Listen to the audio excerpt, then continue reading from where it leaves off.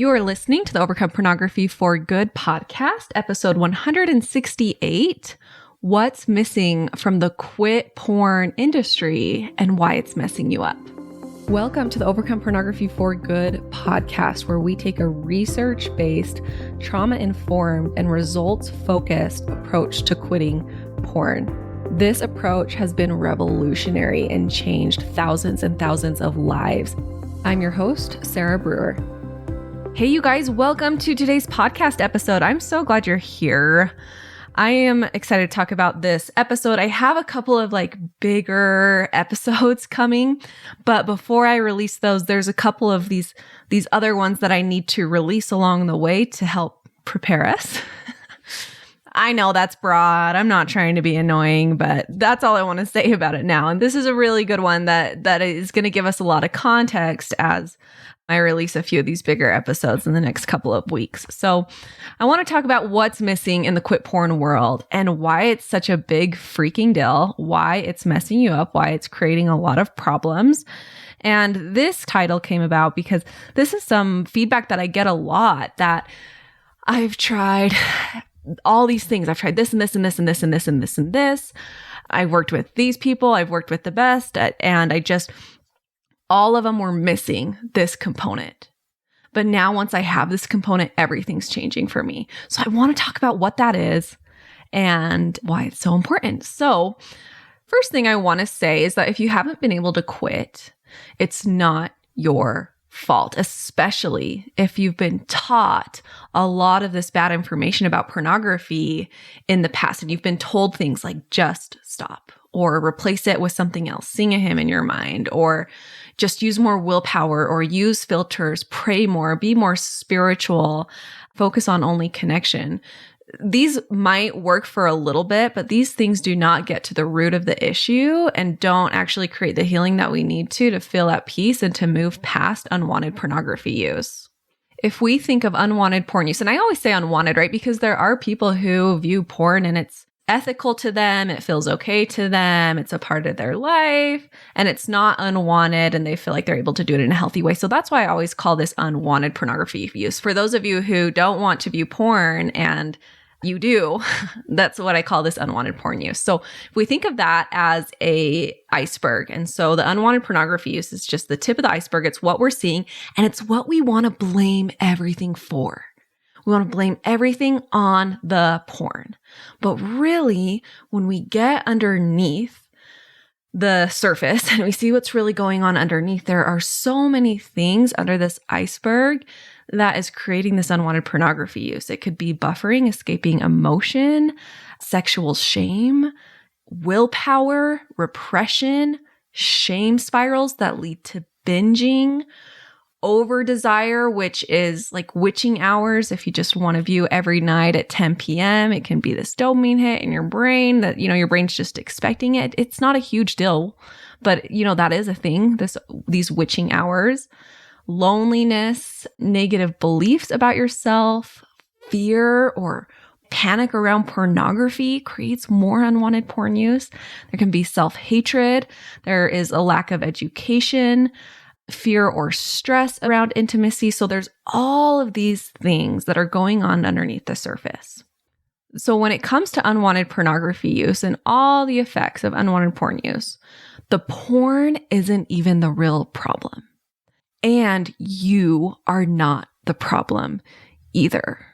The problem comes down to this, that we have been taught so much shame around it that it has impacted and made it spiral and made it bigger than it really needs to be. Shame is the ultimate driver of most, if not all, of these issues I just talked about. All of these underneath the surface issues, the willpower, the buffering, the repression, the shame spirals, the binging, the over desire, the negative beliefs about yourself, the fear, the porn panic, the self-hatred, the lack of education, all these things. Shame is the ultimate driver of all of these issues. And so where the quit porn industry has really failed you is they have not addressed shame. Some you might see addressing escaping emotion. Some you might see addressing like relationship stuff that's going on. But what they're not addressing underneath the surface is shame, shame, shame. That if we do not heal, we'll continue to be this monster that creates all this distress, all this unwanted pornography use and feeling of hopelessness, feeling of never good enough that leads us further and further away from who we want to be. What we really need to do is no more Band-Aid solutions. So, those things that we've heard, the just stop. I had someone who, they said, I had a therapist tell me, like, just be a man and stop. I'm like, oh, I really hope you are not seeing that therapist anymore. Dang it. And people hear that from family members and from, all sorts of people, like, just stop. That's not helpful. And it doesn't actually do anything. It just creates more shame. Replace it with something else. Use more willpower, use filters, pray more, be more spiritual. That's a great thing. And that can be a really amazing tool, but that alone isn't going to get you the result that you want of quitting unwanted pornography. So we got to stop using these Band-Aid solutions and remove it at its root, which really means healing identity issues around this, healing sexual shame, healing emotional distress, healing fear and panic. It's a healing approach to this where, there's unwanted porn use, but that's just the iceberg. We really need to look at everything else that's going on underneath the surface. It's going to help you so much more than just focusing on the porn. And this has been so life-changing for so many people, specifically this shame part, specifically this shame aspect. And so if you are working to quit porn and you're not addressing the shame at every single level, getting deeper and deeper and deeper, and you don't have someone who's willing to do that for you and who can look at things more neutrally to help you do that, you're never going to be able to make the progress that you want to really feel free unless you really address that shame. And so we really are a shame-free approach, not just because shame sucks and it's the worst to feel, but because removing the shame gets us the best results in our life. Removing the shame helps us get rid of binging behaviors, helps us get rid of spirals, helps us get rid of buffering, helps us get rid of panic and fear and pressure, helps us get rid of just doing dangerous things. Now, when I say this, sometimes what people think I'm saying is that getting rid of the shame is getting rid of remorse, getting rid of guilt, getting rid of this part of us that, is helping us make decisions. That's not what I'm saying at all, okay? Shame is that part of you that's really destructive, and it turns when you make a decision that's outside of your value system, it turns it from this mistake that we're going to look at and learn from and grow from and turns it into an identity issue, that there's something wrong with you and with me. And that gets really dangerous. So we can use remorse. Remorse can be really healthy. Guilt can be really healthy. We just have to look at it deeper and see, why are we feeling that? Do we like what we're feeling this for? Is there another way to look at this? And what's the results that I'm getting from these feelings? Is it helping me, or is the guilt, is it turning into shame? This can be a really triggering topic for people who have partners who are struggling with pornography. And they're really upset by it and really distressed by it. And there's stuff going on under the surface there. There might be lying, there might be cheating, there might be subtle emotional abuse stuff. There's all the patriarchal belief system. So there's so much validation for these partners who are really struggling with their partner's porn use. And this message can be really triggering to them. And so I want to, if you do have a partner who is really struggling with this, I don't want you to throw this in their face and say, see, Sarah says I shouldn't feel any shame about this. What I want you to do is I want you to use this for you and then have compassion, love, and just listening with your spouse. And so just like for you, your unwanted pornography use, and I'm speaking to like a porn user, someone who's using the pornography, just like you, how the unwanted porn use is the iceberg and all the stuff underneath is creating that. With someone, with a partner who is in a lot of distress around their partner's porn use, it's the same thing. So there's the porn use at the tip of the iceberg, but really what we want to look at is what's underneath that. Because so many different relationship dynamics, right? Porn doesn't automatically equal bad relationships. There are some people who use porn and they're both great with it and fine with it, and it's a good thing. There are others where it's not. And so what's underneath that? Is there lying? Is there betrayal? That's tough. And yeah, that's a wound that we need to work through. Is there subtle emotional abuse that you're not totally aware of? Is there coercion? Is there other stuff happening that your partner's saying to you that's really hurting? Like, if you don't have sex with me, I'm going to have to go get it somewhere else. Is what's under the iceberg these patriarchal beliefs around women and their worth, and that our worth derives from our ability to be not only sexual, but to also be virtuous, and like this Madonna horror complex, right? There's all these patriarchal wounding things that might be underneath this that make sense, that we can validate, that we can love, and that deserve healing. And so I say this with, there's so much love and compassion and understanding and validation to partners who are struggling with their partner's pornography use. And if you want to work through that, you deserve someone to help you who isn't going to just say, we need to get over it. And we also deserve someone who isn't just going to demonize the pornography user, but let's look at what's going on. Is there betrayal trauma? Is there hurt? Is there subtle abuse tactics? Like, is there, what's going on here? Is there patriarchal beliefs in this marriage where it's not as much of a partnership as you want it to be? And your partner's porn use is just making that more clear. Anyways, there's so much to look at under the surface. And so again, I don't want you to use this message against your partner if your partner is really having a tough time.